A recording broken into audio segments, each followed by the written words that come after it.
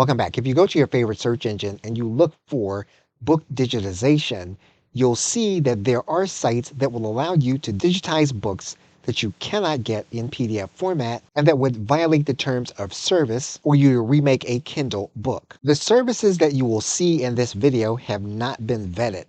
And so it's important that before you begin to interact with any business that you see, that you take time to do your due diligence to determine which one or ones will fit your business, as well as which ones are going to be reputable.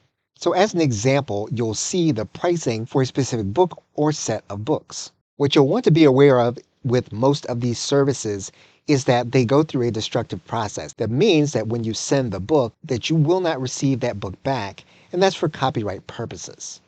And each service has their own turnaround time that you'll want to be aware of.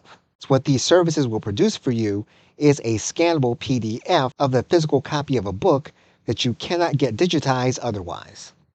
And again, there are a number of services. You'll want to pick the most reputable one that fits your specific business. Okay, so with that, thanks, and I will see you in another video.